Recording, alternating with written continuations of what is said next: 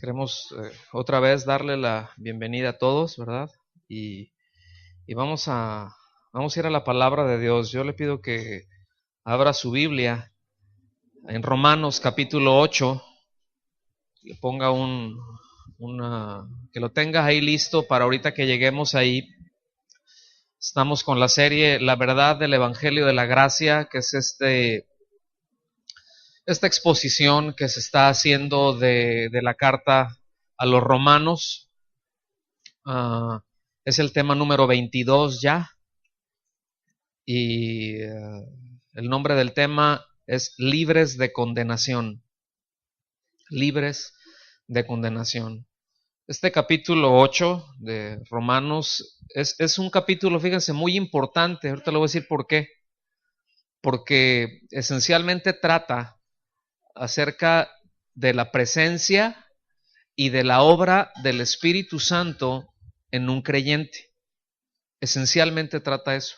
Hay cosas que se vienen tratando a lo largo de la carta, pero aquí hay un énfasis. Digo, hay quienes le han mencionado incluso como el capítulo del Espíritu Santo, porque gira en torno a él, repito, gira en torno a su obra. Para ponerles un ejemplo, en este capítulo se menciona alrededor de 20 veces el Espíritu Santo, el Espíritu de Cristo. O sea, hay alrededor de 20 referencias del Espíritu Santo en este capítulo, en tanto que en los 7 capítulos anteriores se menciona una vez, allá al principio. Entonces, eso te deja ver cuando hay un cambio en la conversación, ¿sí? Y quién es el énfasis de lo que se está tratando en este momento. ¿Quién es el énfasis? Quiero dar una semblanza muy general de lo que vamos a estar, algo de lo que vamos a estar tratando en este capítulo 8, ¿verdad? Algunos de los temas que trata aquí. Obviamente de estos temas se desprenden muchas otras cosas y pues solo Dios sabe cuándo vamos a terminar este capítulo. Entonces, pero bueno, le doy un pantallazo así, ¿verdad? De algo de lo que vamos a estar viendo. Primero nos enseña que no hay condenación para los que están en Cristo, para los que son de Cristo. Ese es el tema con el que arranca o con el que empieza en este capítulo. Y también habla de el Espíritu Santo, ¿verdad? Que mora en el creyente, cómo le imparte vida, ¿verdad? La vida de Dios, que es precisamente lo que habilita al creyente para hacer la voluntad de Dios. Es precisamente esa obra del Espíritu Santo lo que habilita a aquel que ha puesto su confianza en Cristo para vivir una vida agradable delante de Él. ¿Sí? También vamos a estar viendo cómo es que el Espíritu Santo, ¿verdad?, asegura el cumplimiento de la promesa de la esperanza de la glorificación. Este es un tema muy importante. La seguridad que podemos tener en las promesas de Dios, que somos coherederos, ¿verdad? Como a la hora de coherederos con Cristo, es decir, que tenemos herencia juntamente con Cristo. También nos enseña cómo el Espíritu Santo intercede, ¿verdad?, a favor de nosotros, porque somos débiles y no sabemos pedir como conviene. ¿Cuántos de repente pedimos cosas que ni al caso, ¿verdad? Y bueno, eso es parte de nuestra humana debilidad, de nuestra falta de entendimiento de muchas cosas, ¿no? Pero ahí está el Espíritu Santo, ¿no le dan gracias a Dios por eso? Y todo esto nos va enseñando, ¿verdad? También nos enseña en este capítulo cómo el Espíritu de Dios nos garantiza, escuche bien, que todas las circunstancias por las que atravesemos como creyentes, es decir, como alguien que ama a Dios, eso va a ayudar para la conformación del carácter de Cristo en uno. Entonces, es una serie de garantías que nos va dando a lo largo de todo el capítulo, y por eso es muy importante. Y es muy importante que usted ponga atención, ¿verdad?, en el detalle, porque hay mucho detalle. Y yo le voy a pedir que venga aquí al versículo número 1, ya están ahí en el capítulo número 8. Y el versículo número 1 dice: ahora pues, ninguna condenación hay para los que están en Cristo Jesús, los que no andan conforme a la carne, sino conforme al Espíritu.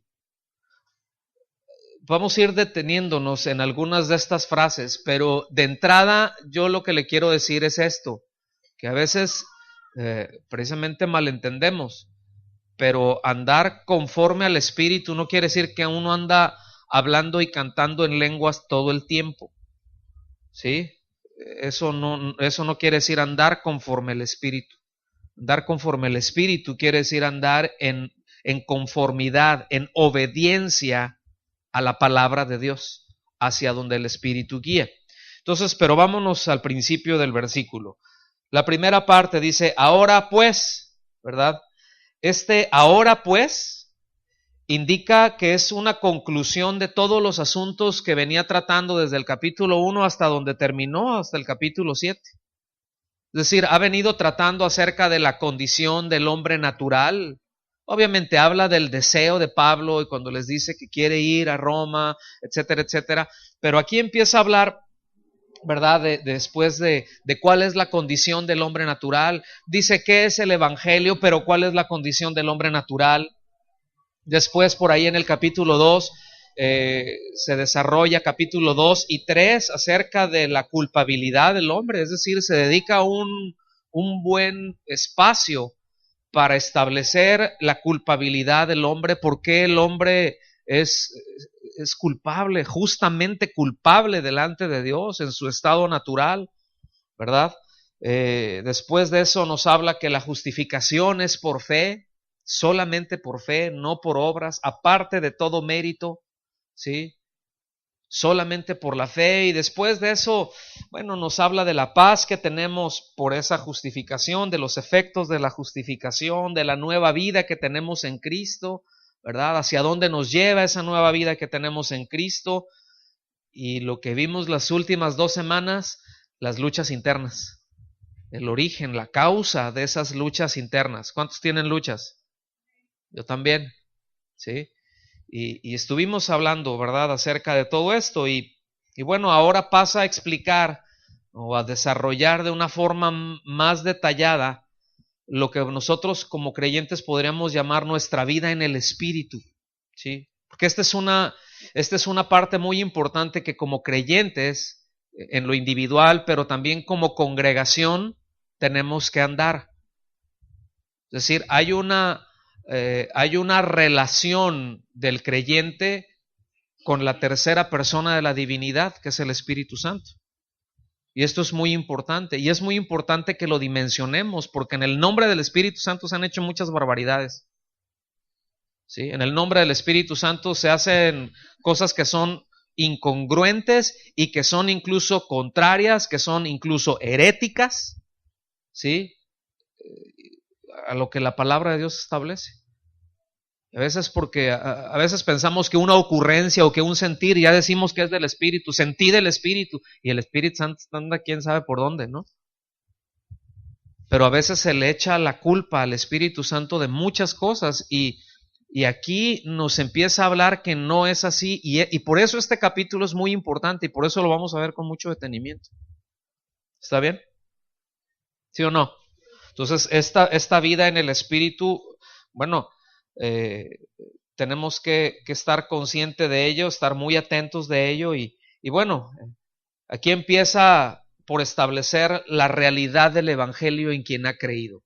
Para recordar qué es el Evangelio, ahí en Romanos, ahí en el capítulo 1 de los versículos 16 y 17, no me voy a detener mucho, solo quiero recordar, dice, no me avergüenzo del Evangelio porque es poder de Dios para salvación a todo aquel que cree, del judío primeramente y también del griego.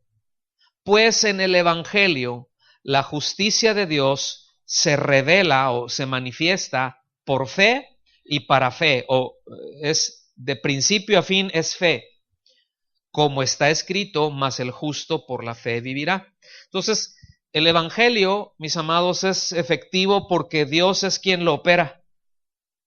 El Evangelio es efectivo porque solamente es lo que nos dice el Evangelio, que solamente Dios tiene la capacidad de salvar al hombre, ¿verdad? Porque de manera natural el hombre ni siquiera se le ocurra que necesita ser salvado. Y esto nos lo deja más claro en los primeros 3 capítulos. Pero entonces, ¿cuál es el resultado de haber creído en Cristo? Fíjense bien, hay muchas cosas, ¿verdad? Pero en esencia, cuando se expone hacia el Evangelio, ¿cuál es el resultado de que alguien haya puesto su confianza en Cristo, que haya volteado a la cruz, que haya respondido en ese sentido a los impulsos de Dios, a los impulsos del Espíritu Santo? Bueno, dice que ninguna condenación hay. Porque ¿qué es el Evangelio? Acabamos de ver ahorita. ¿Qué es el Evangelio?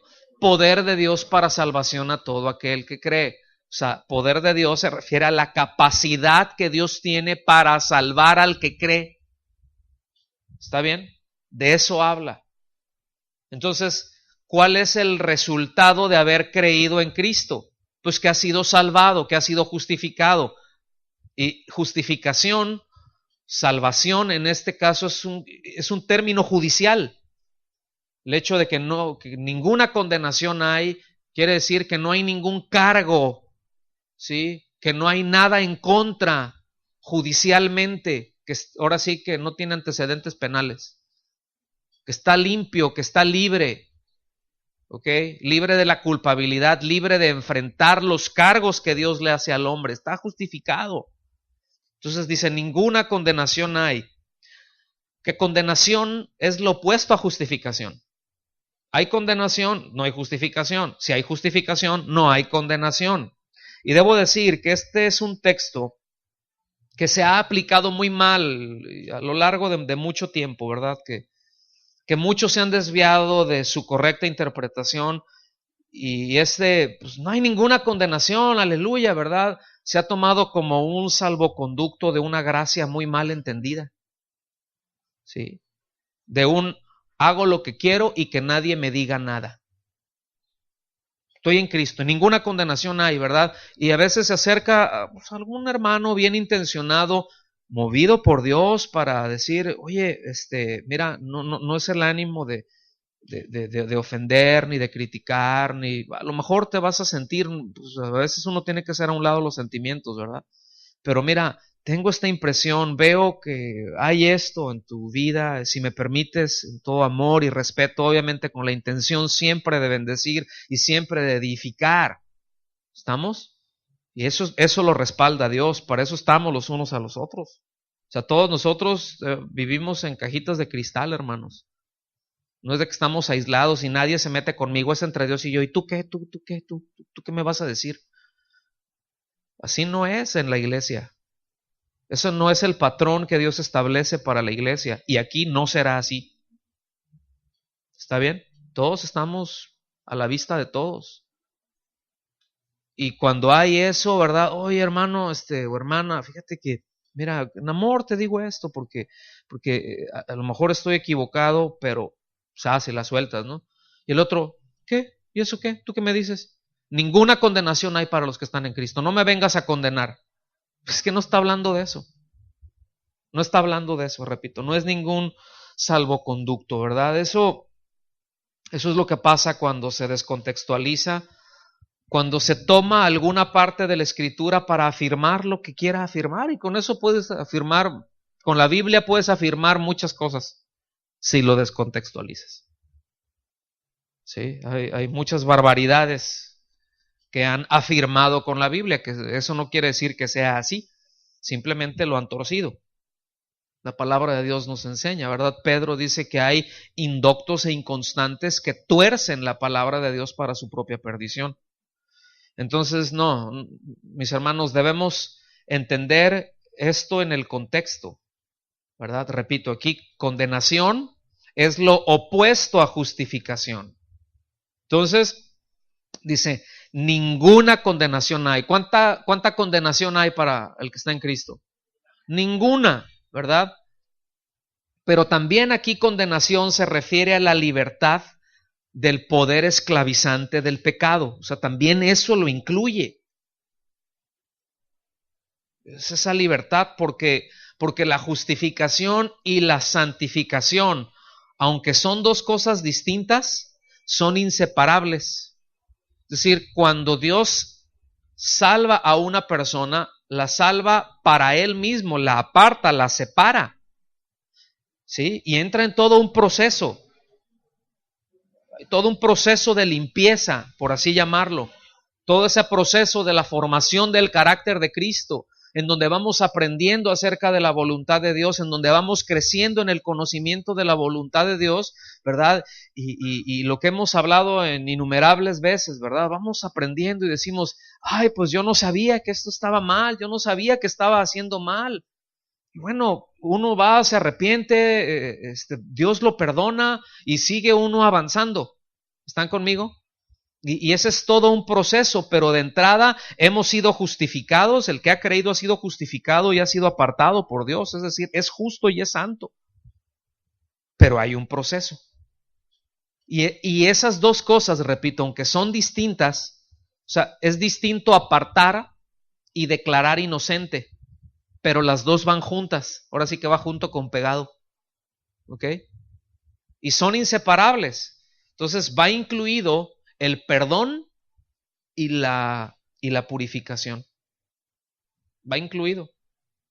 En Colosenses se lo voy a leer. Usted anótele ahí para que cuando llegue a casa lo revise, haga sus notas. En Colosenses capítulo 2, del versículo 13 al 15, la Nueva Traducción Viviente se lee de la siguiente manera. Ustedes estaban muertos a causa de sus pecados y porque aún no les habían quitado la naturaleza pecaminosa. Entonces Dios les dio vida con Cristo al perdonar todos nuestros pecados. ¿Cuándo nos vivifica el Señor? Cuando nos hemos arrepentido, cuando hemos creído, no antes.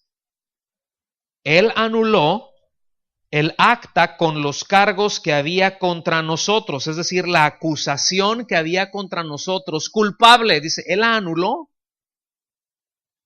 Dice, y la eliminó clavándola en la cruz. De esa manera, desarmó a los gobernantes y a las autoridades espirituales. Los avergonzó públicamente con su victoria sobre ellos en la cruz. ¿No dan gracias a Dios por eso? ¿Cuánta condenación hay para el que está en Cristo? Para el que ha puesto su confianza en Él, ninguna. ¿Había una condenación? ¿Había un acta de decretos que nos acusaba? Sí, pero fue anulada en el momento de que creímos. O sea, ya está cancelada, ya no sirve. Pero es que aquí está, sí, pero ahí la tendrás, pero eso ya está anulada, ya no sirve. Tiene el valor de los pancholares. ¿Sí? O sea, no sirve. Usted vaya a la tienda, ¿verdad? Fíjese bien, vaya a la tienda con esos de los dineritos, los billetitos de juguete y agarre todo lo que quiera. Y luego llegue allá a la caja y dígale, aquí está. ¿Cuánto es que no pueda pagar con pancholares? Aquí está, órale, ¿verdad? Y le da con ese dinerito y usted se va a ir bien contenta con todas sus cosas, ¿verdad? Bueno, así es también cuando el enemigo viene con la acusación de que somos culpables delante de Dios. El Señor dice, está anulado, eso no vale. Eso ya fue, eso no vengas con cosas. No me vengas con cosas. Esto ha sido anulado. Ahí está en la cruz. Entonces, entender eso, póngame mucha atención, nos ayudará a no quedarnos atoradas en esas luchas internas que vimos, ¿no? Desde en el capítulo 7 ahí, de los versículos 14 al 25, donde pues muchas veces terminamos haciendo incluso lo que no aprobamos, ¿verdad? Lo que sabemos que no es la respuesta que Dios espera de nosotros, que no es lo que deberíamos de haber hecho, y como lo vimos, pues terminamos haciéndolo. ¿Cuánto nos ha pasado? ¿A cuánto nos pasa? No debí de haber respondido así, no debí de haber hecho esto. No, o sea, no lo apruebo, conscientemente no lo apruebo, pero mi carne, terminé haciéndolo. Sí se identifican con eso, ¿verdad? Bueno, entendemos que no es una justificación, pero entendemos cuál es el problema. Y hay veces, el hecho, miren, básicamente el hecho de saber que ninguna condenación hay, que mi salvación está segura en Cristo, ¿verdad? Porque Él es quien la obtuvo y Él es quien la guarda. Bueno, no es para tomar esas faltas en las que incurrimos en nuestras luchas a la ligera. Ciertamente se manifiestan y debemos de corregir, pero esto nos va a ayudar a no quedarnos estancados en una autocondenación, ¿sí? En una, a veces, autocompasión. Ahí nos sentimos víctimas a veces, ¿verdad? O simplemente una autocondenación. Esto es que a veces, no sé si usted ha dicho o ha escuchado por ahí, pues uno llega y en el momento en que está avanzando, que está caminando en el Señor, sientes la lucha y la presión más fuerte que cuando no estabas, porque la lucha interna se da en un creyente, no en un incrédulo. O sea, un incrédulo no tiene, como no tiene de en forma interna, como su hombre interior es el antiguo, es la antigua naturaleza, no tiene la inclinación en su corazón para buscar a Dios, para agradar a Dios, tiene su carnota y su carnota lo domina, ¿sí? Pero alguien que ha nacido de nuevo tiene la inclinación, el deseo interno, se deleita en la ley de Dios, se deleita en lo que Dios establece, anhela eso. ¿Estamos? Y siente esa lucha. ¿A cuántos les pasó eso? ¿A cuántos llegaron a decir, ay, pues cuando andaba allá en el mundo, pues nada más vine a Cristo y se me puso, híjole, cuántas luchas, cuántas broncas tiene uno? ¿Alguien se identifica con eso? Bueno, entonces, ya está en Cristo. ¿Y cuántas veces terminamos metiéndolas hasta el cuello? Y a lo mejor usted lo ha dicho, a lo mejor lo ha escuchado, pero que llega algún punto en que dice, no, esto qué caso tiene, esto no es para mí. Yo he escuchado a quien dice, no, eso del cristianismo no es para mí, ¿verdad? Entonces, bueno, claramente no ha entendido, pero esa lucha incluso en su mente también se puede dar en un creyente. Por eso es importante que entienda esto, que no quede aislado, ¿sí? Por eso es importante también el exponer las escrituras de una manera ordenada. ¿Sí me estoy dando a entender? ¿Verdad? Entonces, bueno, tampoco estoy hablando de ese rollo de perdónate a ti mismo, ¿verdad? Ya sí, pero perdónate a ti mismo. Vamos a tener una sesión de autoperdón. No, lo que pasa es que sí, porque tú no te has perdonado. Y eso no es bíblico. El me perdono a mí mismo. O sea, la ofensa fue a Dios y a los otros, ¿verdad? Pero estoy consciente de que luego yo ando arrastrando cosas ahí y tengo que entender que si ando cargando el costalito, no tengo que andarlo cargando.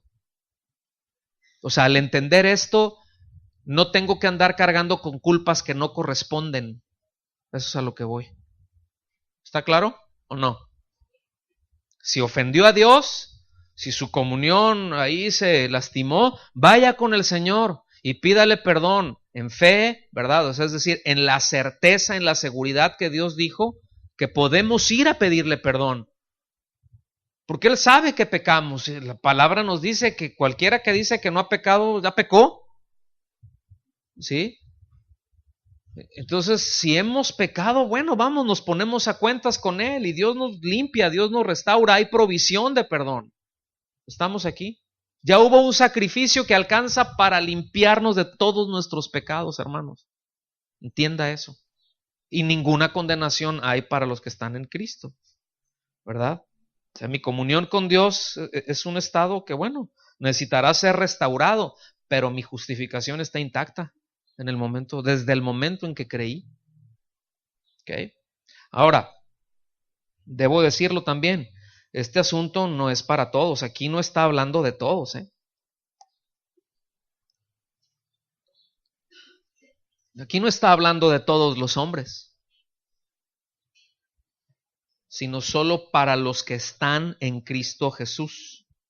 Entonces usted nomás asegúrese de que está en Cristo, ¿verdad? Y estar en Cristo, como lo hemos dicho en otras ocasiones, lo voy a repetir una vez más, no me voy a detener mucho ahí, pero estar en Cristo no quiere decir asisto a una congregación cristiana o evangélica. Estar en Cristo no quiere decir yo repetí una oración, ¿no? Sí, yo hice mi oración de fe, la oración del pecador, yo repetí esa oración, yo estoy en Cristo.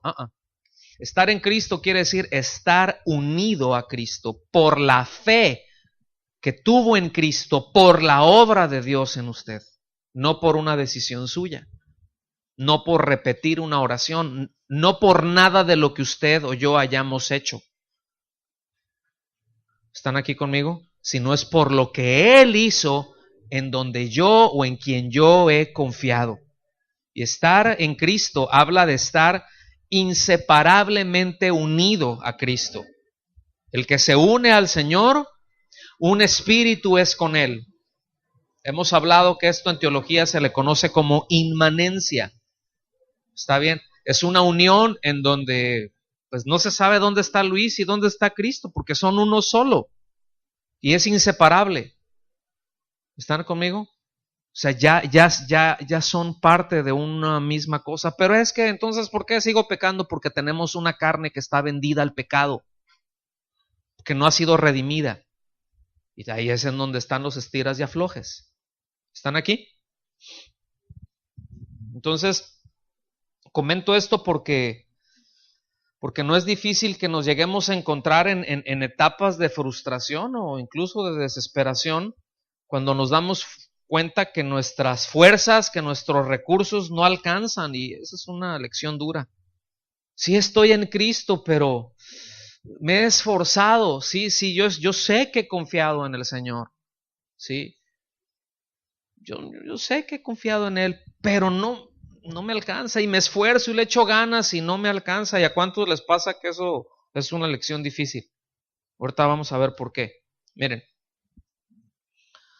se nos enseña que la acción del Espíritu Santo que mora en el creyente es la fuente de poder en el creyente.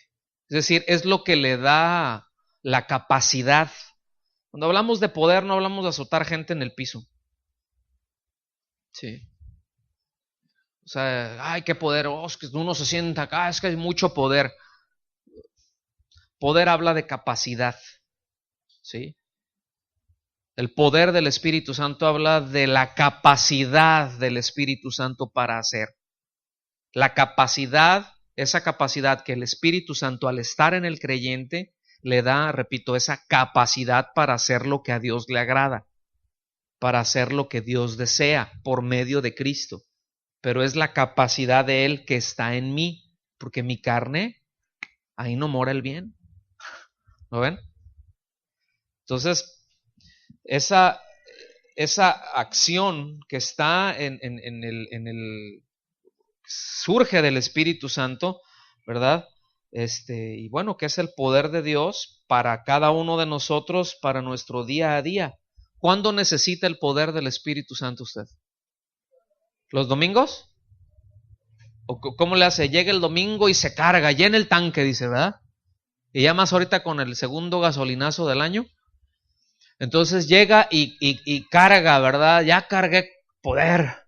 Y ahí el lunes, ahí va bajando las rayitas, ¿no? Ya por ahí del miércoles, el fin de semana, ya cuando llega ya la ya le está pitando la pila, ¿verdad? ¿Cuándo necesita poder del Espíritu Santo? ¿Cuándo tiene que tomar decisiones? ¿Cuándo es tentado? ¿Cuándo es probado? ¿Cuándo necesita obedecerle a Dios? Todos los días. Esto es en el día a día. Y debemos estar conscientes de ello. Tanto más conscientes estemos de esto, bueno, la obra del Señor será más evidente en nosotros, ¿verdad? El apóstol Pablo le dijo a Timoteo, aplícate, Timoteo, en esto y tu crecimiento, tu aprovechamiento va a ser evidente a los demás. Porque es evidente cuando la obra de Dios es en una persona, miren, es evidente la obra de Dios, no se puede esconder la obra de Dios. ¿Sí? De repente, también una pretendida obra de Dios también es evidente. También cuando se pretende, cuando hay una obra, hay una vida religiosa, hay una vida así, también es evidente. ¿Sabe quién evidencia eso? El Espíritu Santo. El Espíritu Santo evidencia lo falso de lo verdadero, y eso es algo que como creyentes, miren, Dios nos da. Ese discernidor Dios nos da. ¿Por qué? Porque nuestra carne es débil y tenemos la tendencia de irnos por ahí. Somos bien ritualistas, hermanos, de manera natural. El hombre es religioso de manera natural. ¿Están conmigo? Y tenemos que estar pendientes de ahí porque nuestra carne nos puede jugar una mala pasada. Primera los Corintios 12, los versículos 12 y 13. Si va rápido para allá.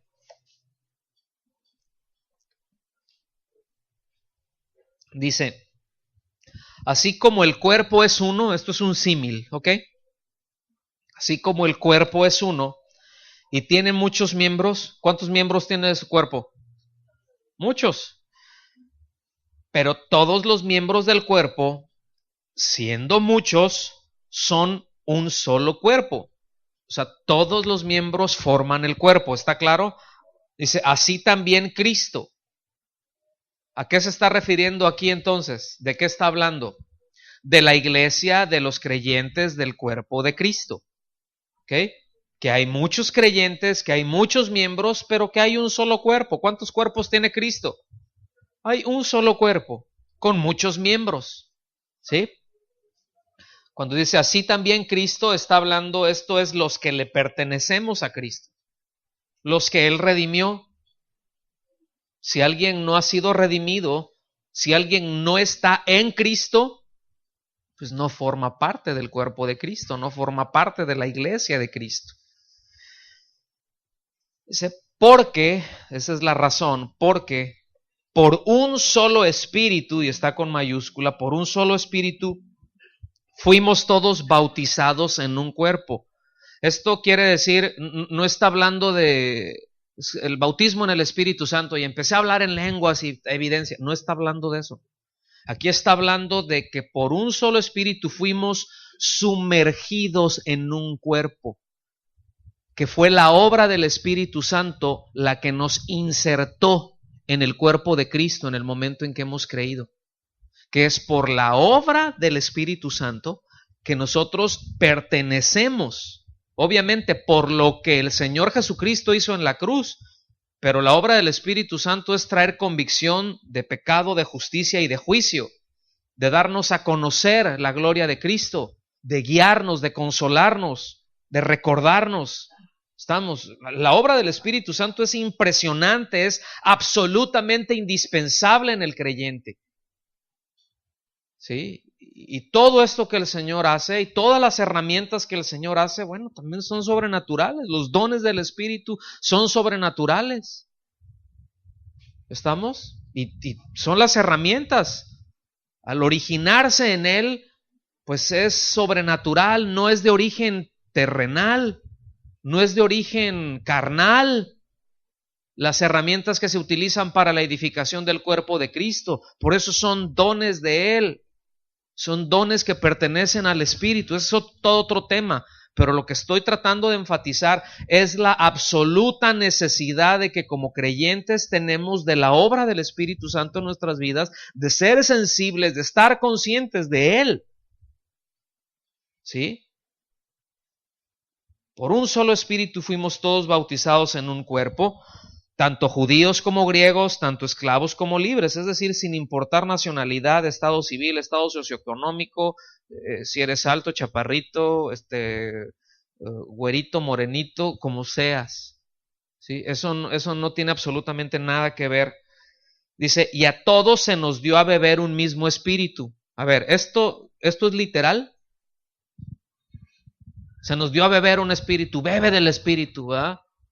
Pues que el espíritu pues no es líquido, no es algo líquido. O sea, esto es obviamente una expresión, es un lenguaje metafórico de que se nos dio, ¿sí? Que fuimos partícipes de un mismo espíritu, del Espíritu Santo, ¿verdad? Todo aquel que ha creído, ¿usted ha creído en Cristo? ¿Usted es hijo de Dios? ¿Es nacido de nuevo? ¿Es una nueva criatura? Bueno, todo aquel que ha creído ha sido receptor y es morada permanente del Espíritu Santo. En el momento en que creímos, el Espíritu Santo viene y mora en nosotros. En ese momento venimos a ser morada de Él.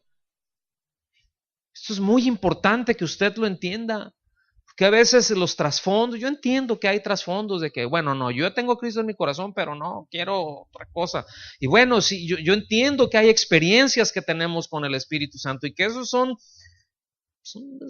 su soberanía de cómo lo hace y eso no es lo mismo a los dones del Espíritu. Son dos cosas distintas, pero luego todo se revuelve, todo se mete en la misma olla y no es así.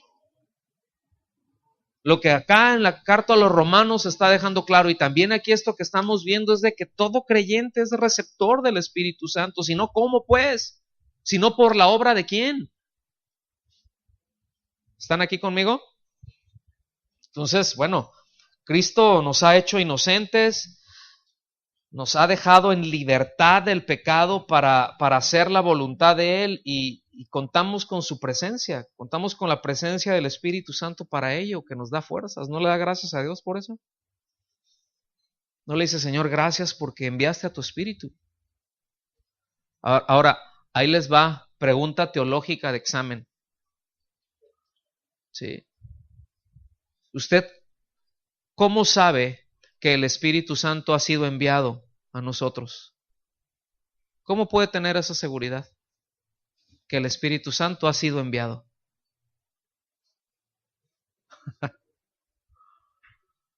Porque el Señor resucitó y ascendió y está sentado a la diestra del Padre, y Él dijo, cuando yo esté allá, les enviaré al Espíritu Santo. Entonces, el hecho de que el Espíritu Santo esté acá, eso nos da la certeza de que nuestro Señor Jesucristo está sentado a la diestra del Padre. ¿Estamos? Y los efectos del Espíritu Santo se ven. ¿Se le nota o no? ¿A usted se le nota o no? Es decir, ese accionar del Espíritu Santo en el creyente produce una vida santa, porque el Espíritu Santo nos guía a la obediencia a Dios, nos guía a todo lo que es agradable a Dios. No solamente viene y nos consuela, pero nos guía. O sea, trae una influencia a nosotros, y cuando digo influencia es literal, o sea, hay un influjo, pues hay una fuerza de Él que llega y te empuja y te hace ver. No que nos manipula y no que te agarra como un títere y que separa tu voluntad. Así como que, yo me desconecto y verdad, y Señor, haz de mí lo que quieras. Sí, pero el punto es, tú rinde tu voluntad y voluntariamente sigue lo que el Espíritu Santo dice, porque no podemos separar nuestra voluntad de la voluntad de Dios y mi voluntad allá por allá, Señor, pero tú haz acá. No. Que cómodos. ¿Sí? Eso ha abierto puertas a doctrinas muy raras, debo decir. ¿Sí?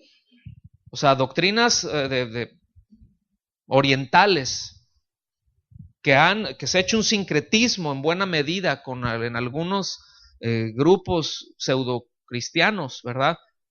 En blanco, ponte en blanco. Y va a venir y te va a controlar y te va a poseer. El Espíritu Santo no viene y posee, hermanos. Viene y habita. No habla la palabra de la posesión, que el Espíritu Santo habla que somos posesión de Él, pero pues, que le pertenecemos, pero no que viene y te posee y como un poseído ahí que anda haciendo cosas que no quiere hacer. No, nuestra voluntad se debe de rendir a la voluntad de Dios. Estamos conscientes que tenemos una voluntad y estamos conscientes que está la voluntad de Dios, y si el Señor me salvó, entonces Él es mi Señor. Entonces, que se haga lo que Él quiera. Y me va a costar mucho trabajo a veces. ¿A cuánto les cuesta trabajo? A ver, levanten su mano. Los demás no saben de lo que estoy hablando, ¿va? Pero cuesta trabajo a veces no. A veces de entrada cuesta trabajo, pero hay un gusto cuando lo hacemos, aunque nos costó trabajo, aunque nos dolió, aunque nos quebró, pero hay un gozo interno porque sabemos que eso es la voluntad de Dios. Y para Él vivimos, y de Él somos, y para Él vamos. ¿Cuántos quieren irse allá con Él? Yo también. Pero a causa de vosotros, ¿verdad? Entonces, fíjense, repito, este accionar del Espíritu Santo en el creyente, pues pues produce un fruto, el fruto del Espíritu. Se dejan ver rasgos del carácter de Cristo, la evidencia de la vida de Dios en nosotros. En algunos se nota más algún rasgo y después hay etapas de nuestras vidas en que crece más nuestra paciencia, ¿cierto o no? Y de repente hay etapas en nuestra vida en donde crecemos en amor y otras en donde crecemos en una confianza en Dios y después crecemos otra vez en paciencia. Y ahí no la vamos llevando, pero está viendo esa evidencia de que Él mora en nosotros y que estamos caminando de acuerdo a Él y no de acuerdo a mis esfuerzos, ¿verdad? Entonces, jamás, escúcheme bien, jamás debemos de concluir que como la salvación es por fe, entonces podemos vivir como queramos, porque es una falsa interpretación del Evangelio. Ahora, vamos al versículo 2, Romanos 8:2, porque aquí explica por qué no hay condenación para los que están en Cristo. Y no es muy complicado realmente, vamos a avanzar más. Porque la ley del Espíritu de vida en Cristo Jesús me ha librado de la ley del pecado y de la muerte. Otra vez. Porque la ley del Espíritu de vida en Cristo Jesús, ¿qué ha hecho? Me ha librado. Esto me ha librado, la conjugación indica aquí que es un acto de libertad. Es un acto de libertad, de salvación, hecho de una vez y para siempre. ¿Okay? Fue hecho una sola vez. Me ha librado. ¿De qué cosa me ha librado? De la ley del pecado y de la muerte. Se le llama así porque el pecado y la muerte resultan del conocimiento de las normas de Dios, lo que ya vimos la semana pasada y la antepasada. Yo no sabía que codiciar era malo hasta que la ley dijo no codiciarás, me di cuenta que estaba lleno de codicia. Pero eso no quiere decir que no sepamos, que no supiéramos, no quiere decir que seamos inocentes. ¿Está bien? Entonces, fíjense, la vida de Cristo que tenemos en nosotros, lo que nos está diciendo es que es más poderosa que la fuerza del pecado. Una pregunta, ¿el pecado tiene poder o no? ¿El pecado tiene fuerza o no? ¿Cuántos dicen que sí? A ver, levante su mano. ¿Cuántos dicen que no? ¿Cuántos no saben de lo que estoy hablando? ¿Cuántos no tienen opinión? ¿Sí?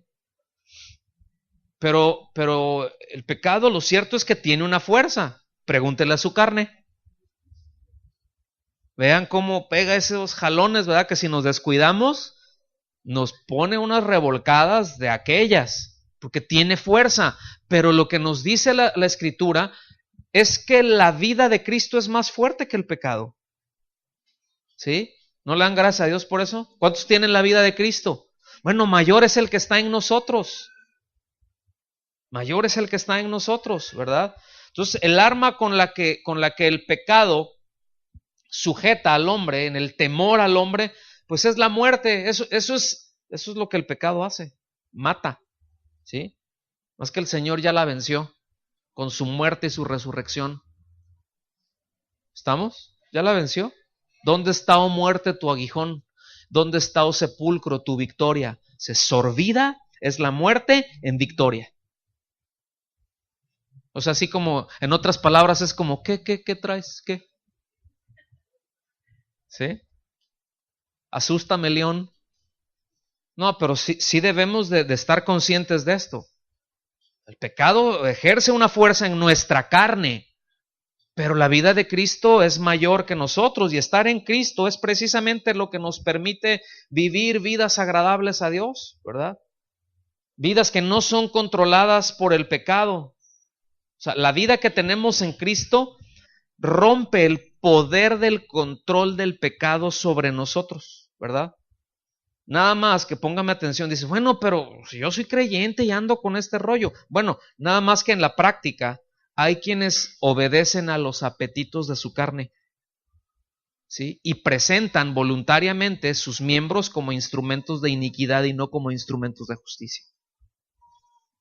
Pero no tenemos que obedecerle, no tenemos que obedecerle al pecado. Entonces, el Espíritu Santo es el que da la fuerza para rechazar eso, ¿verdad? El pecado que mora en nosotros es de alguna manera, bueno, aunque entendemos que tiene una fuerza de arrastre, pues para llevarnos a hacer lo que nuestro hombre interior desaprueba. Es como la ley de la gravedad. ¿Cuántos saben que existe la ley de la gravedad? ¿Okay? ¿Qué es lo que hace la ley de la gravedad? Te jala hacia abajo, ¿verdad? Aunque alguien diga, yo no creo que existe eso. Bueno, dale un empujoncito, métele el pie y vas a ver, le vas a comprobar que sí existe. ¿Sí me explico? O sea, la ley de la gravedad siempre te jala hacia abajo. ¿Ok? Ahí está, existe. Pero una pregunta, ¿la ley de la gravedad puede ser vencida? ¿La ley de la gravedad puede ser vencida? Claro que puede ser vencida. Ahora, ¿por qué puede ser vencida? Por una fuerza mayor, por una fuerza superior a esa ley. ¿Ok? Por ejemplo, los aviones, esos aviones enormes, ¿verdad? Ya no digamos un pajarito, un avión que pesa quién sabe cuántas toneladas, ¿no? Y que lleva otras tantas toneladas, de esos aviones militares, ¿no? De los Hércules, que les meten tanques ahí, no sé qué tantos rollos, pero que son enormes, ¿sí los ha visto? O sea, luego aquí han llegado algunos, ¿no? Y ¿cuántas toneladas pesan? Y con todo lo que traen, ¿quién sabe cuánto pesa? Hay una fuerza de gravedad. Pero fíjense, la fuerza de sus motores ejerce una fuerza mayor a la de gravedad y les permite levantarse y eso los permite mantenerlos. Así es el Espíritu Santo en nuestras vidas. Hay una fuerza que nos jala. Pero la vida de Cristo en nosotros tiene una fuerza superior a la fuerza del pecado en nuestra carne. Y nos va a jalar para arriba. ¿Estamos? Porque es superior.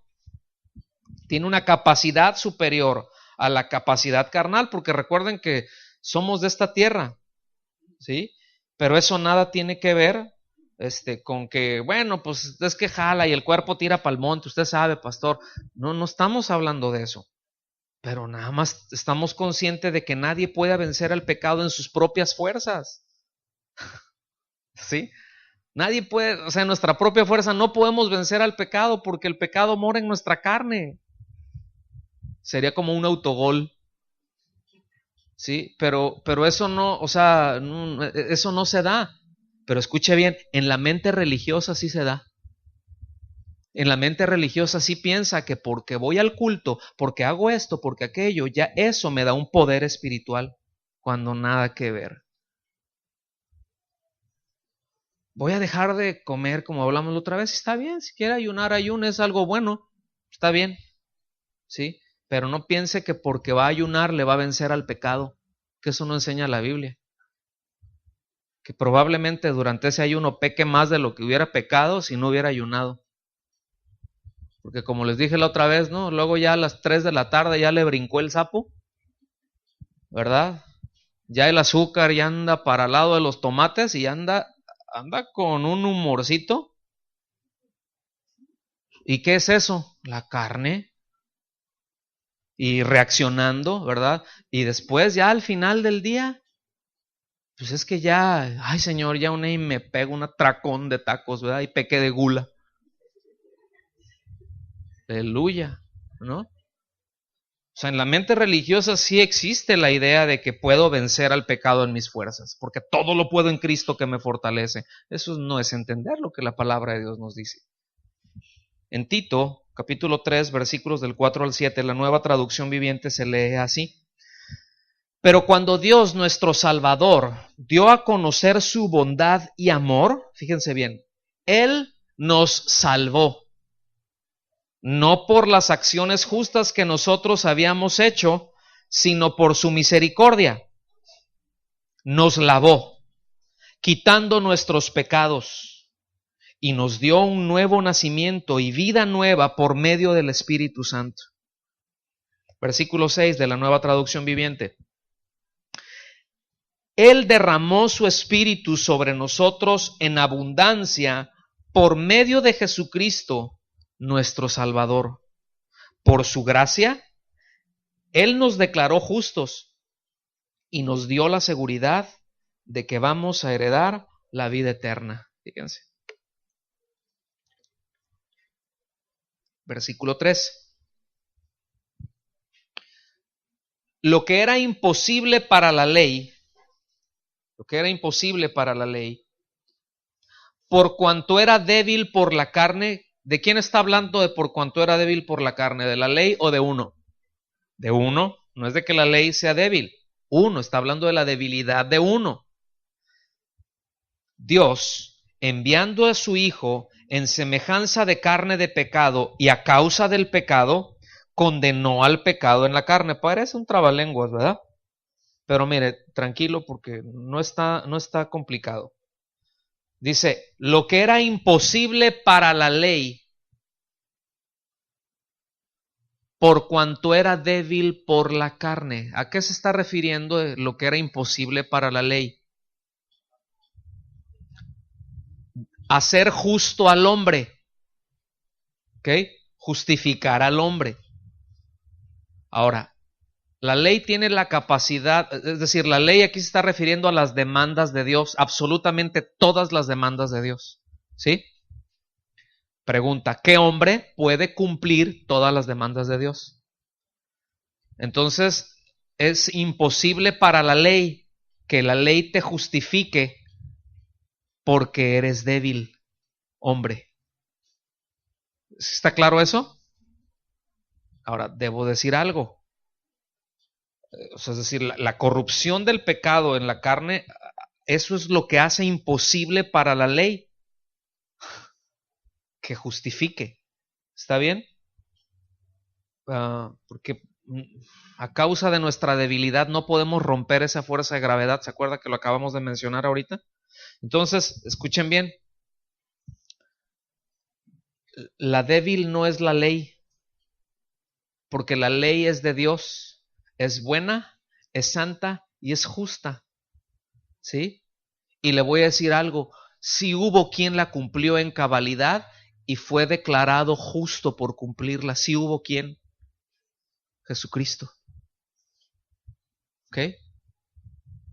Para el hombre natural es imposible porque es débil a causa del pecado, pero Cristo la cumplió. Es decir, nosotros, los que creemos, somos declarados justos por la fe, justificados pues por la fe, tenemos paz para con Dios, pero Cristo no fue justificado por la fe, no fue declarado justo por la fe, fue declarado justo por mérito propio.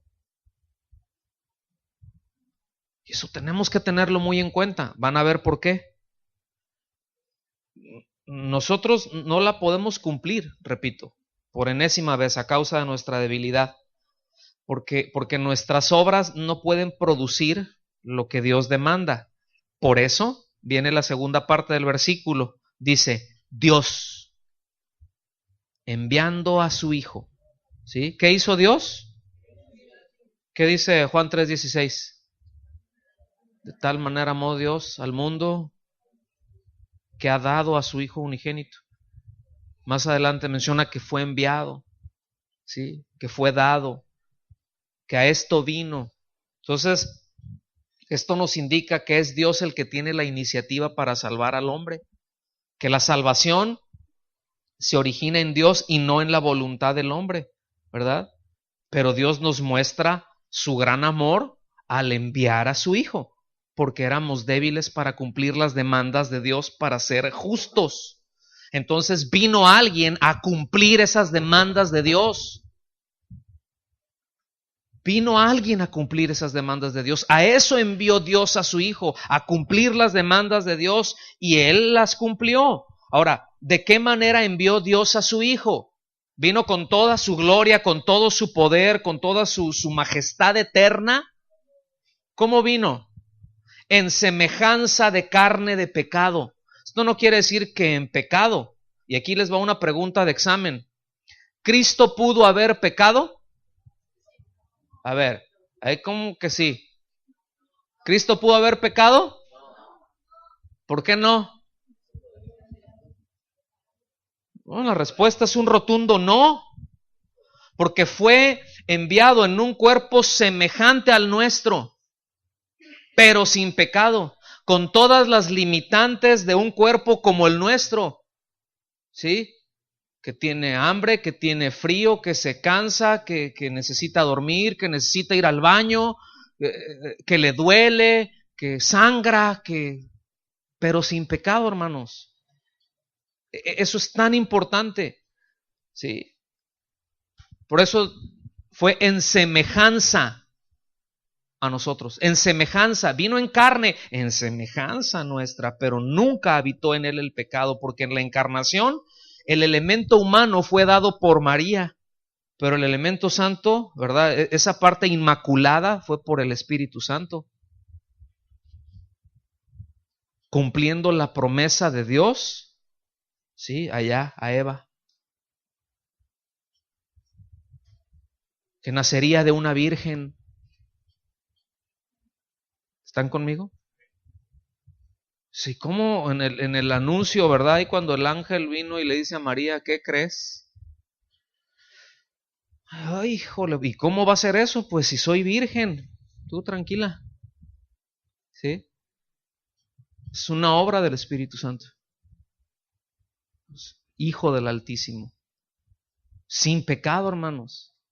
Cero inclinación a pecar, por eso era imposible que el Señor pecara. Pero es que tenía un cuerpo y fue tentado en todo, pero nunca pecó. Y cumplió la ley. ¿Estamos?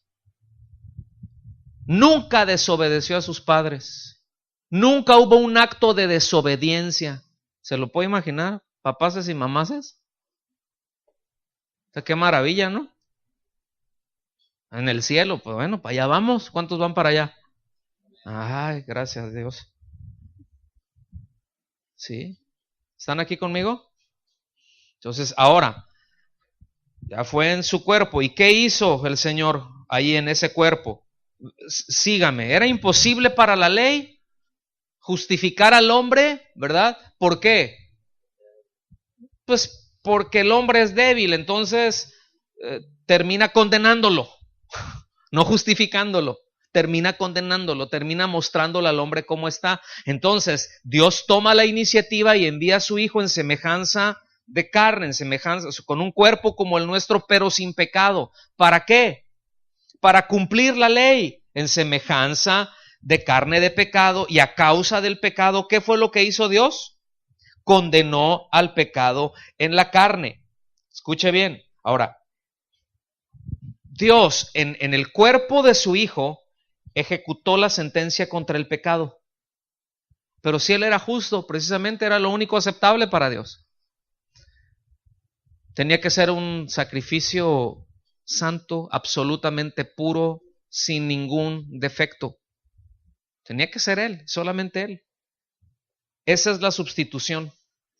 Él nos sustituyó. El santo, ¿verdad? El puro por los sucios.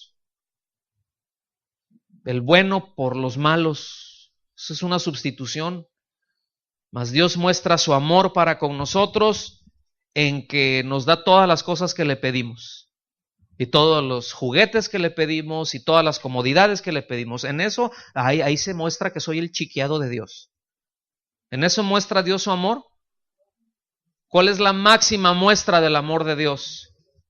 En que siendo aún pecadores, Cristo vino a morir en lugar de nosotros.